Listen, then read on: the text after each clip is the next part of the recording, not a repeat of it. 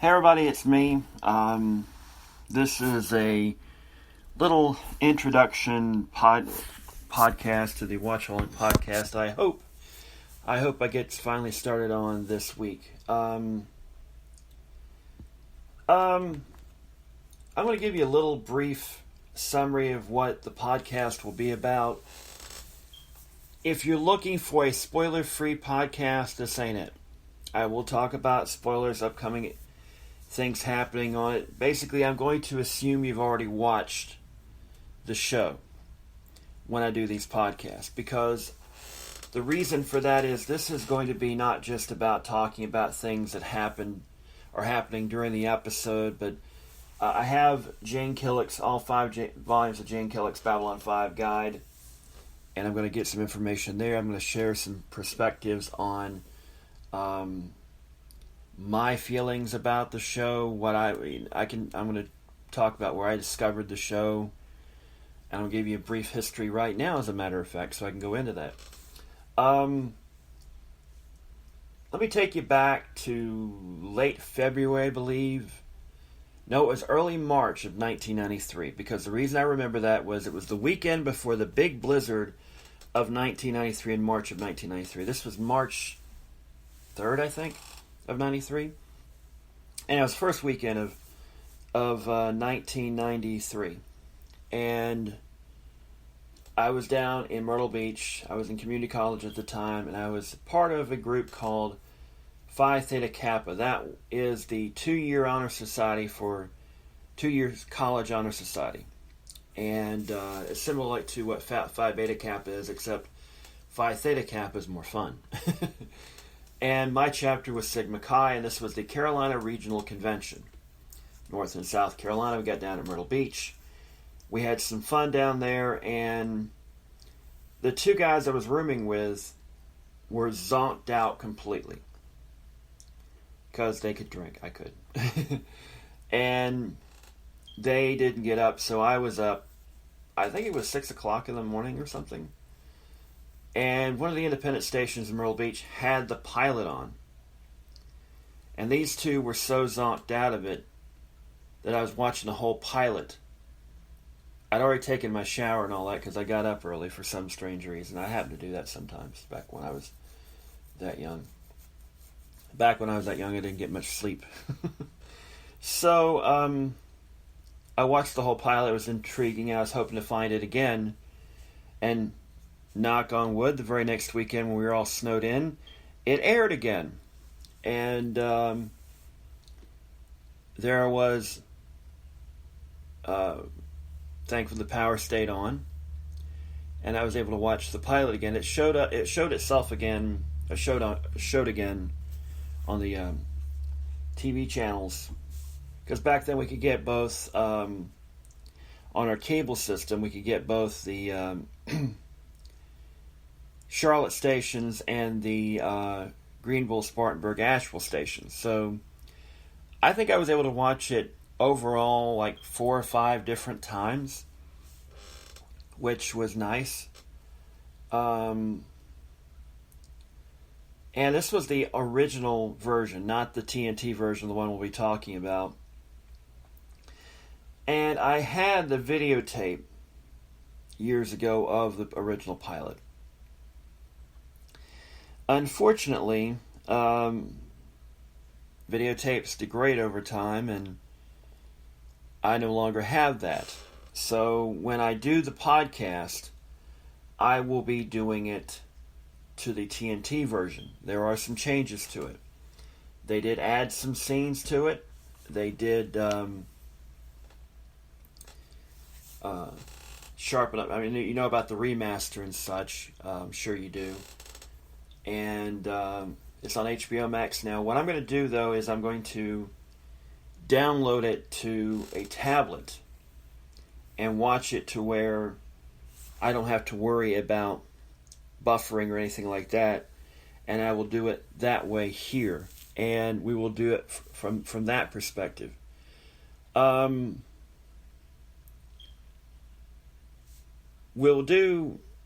going to try and do at least 2 or 3 episodes a week, or at least 2. If I can do more, I'll do more. I hope I can do more. um, this is the first of many watch-alongs that I'm planning on doing. I'm debating what the next one will be.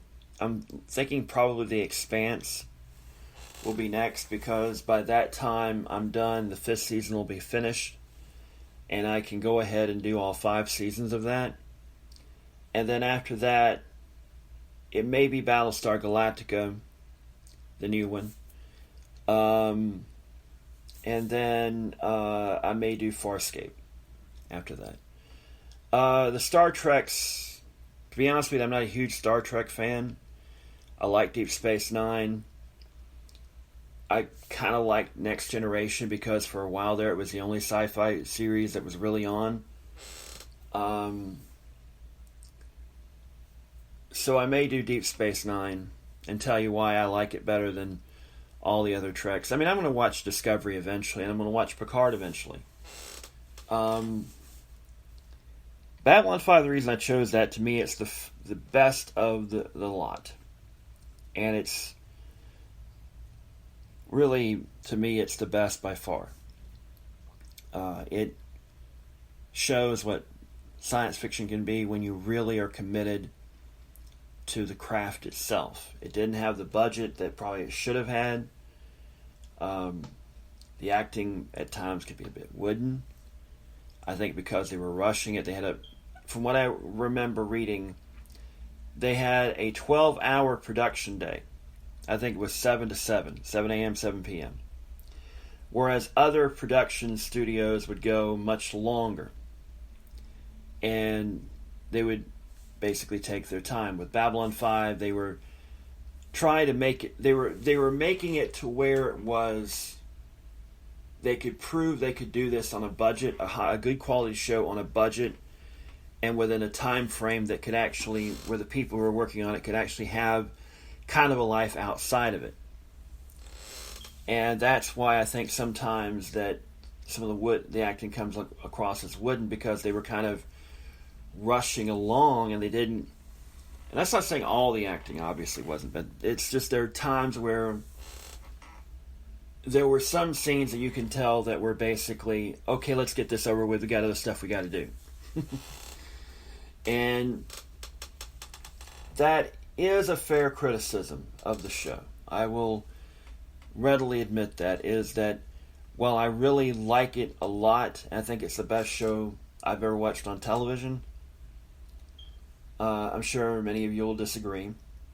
I'm sure probably people say, well, The Expanse is better than Babylon 5. I may wind up saying the very same thing. And it's a high bar they're going to... But it's one of those deals that the show set the standard, in my opinion, for television, because it was different from everything else. Because for someone like myself who is old enough to remember what television was like before Babylon 5, it was episodic. Not just talking about science fiction, I'm talking about basically TV in general, where characters pretty much stayed the same. They didn't really change much, and basically the story is self-contained in episodes. So basically, it was a business way of doing things, because they could broadcast television up to that point was focused on two things: renewing every year and catering to the syndicated market. And the syndicated marketplace was like, well, we'll just play it in whatever order we care about. Sometimes they do it in order, sometimes they wouldn't. Babylon 5 was the first show that you legitimately had to watch from beginning to end to really get it. Star Trek Next Generation, you had to watch. You could watch it, a fourth season episode and the sixth season and the third season one day, and you'd understand what was going on, because the stories were pretty much self-contained. Characters really didn't change that much. Whereas with Babylon 5, yeah, they did. And that was the beginning of arc-driven television, to where people evolved, characters evolved, storylines evolved, and it wasn't just in one particular episode. No, there's still episodic style television. Yeah, there is. But in many ways, dramas, especially in streaming nowadays, you have that. And it shows that you can have a beginning, a middle, and an end to a story. Although Babylon 5 has been the only one to really perfect the ending of a show. And to get it right, because they had a plan. Pretty much every other show is stuck in the old axiom of you've got to try and renew every single year. Where Joe Straczynski was like, I want 5 years and that's it. And he almost didn't get that.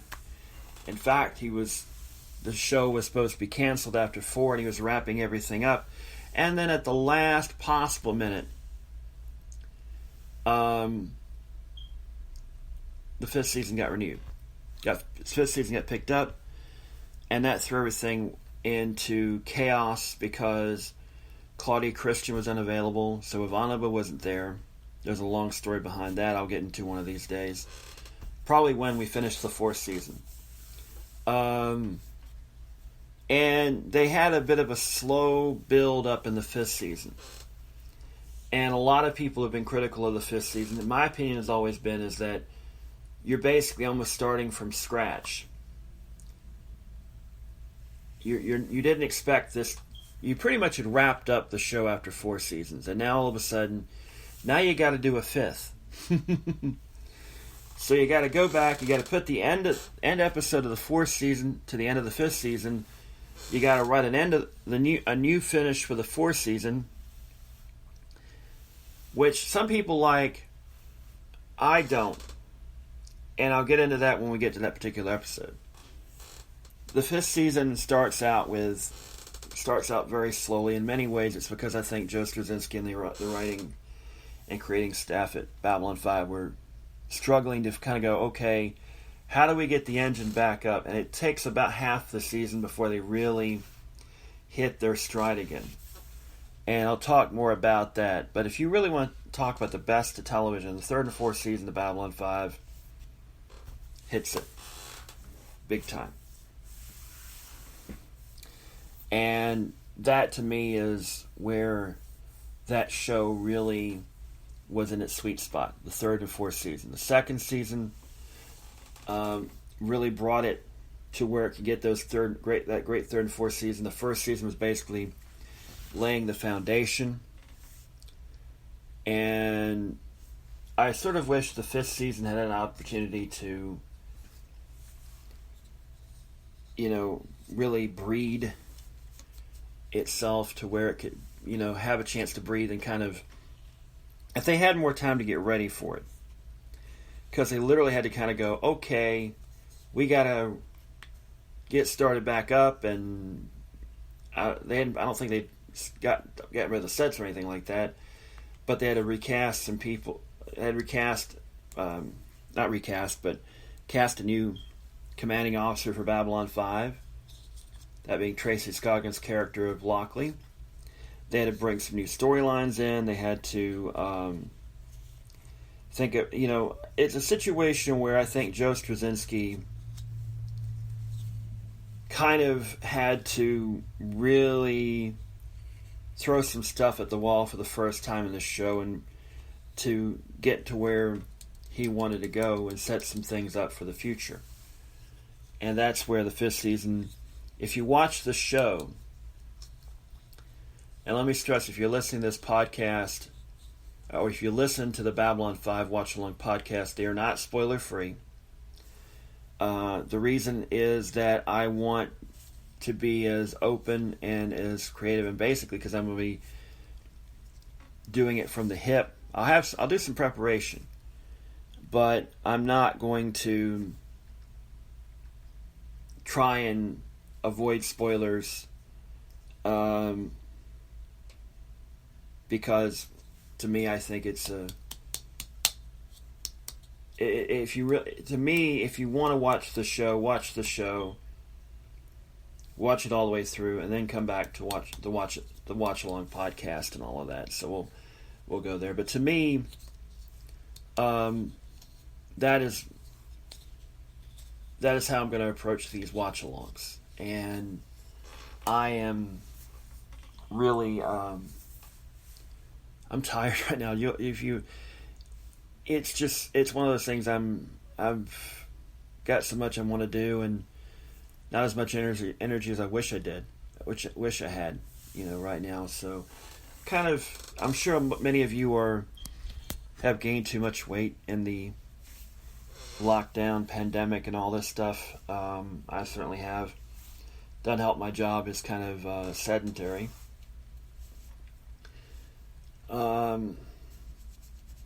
But this is one of the ways to cope with it, is to be creative. So, anyhow, that's what I wanted to talk to you about today. We will start that, hopefully, this week with at least the pilot and the first episode, maybe the second. I'm hoping to knock out the pilot and the first 2 episodes this week, and then at the very least do 2 episodes a week. If I can do 3, I'll do 3. If I can do 4, I'll do 4. If I can do more, I'll do more. It depends on how I'm feeling. I'm also got a writing project I want to do to try and get my creative juices flowing again. So that's pretty much it. Hope you enjoyed this. Hope you'll enjoy the Watch Along podcast coming up. And we'll talk at you later. Bye-bye.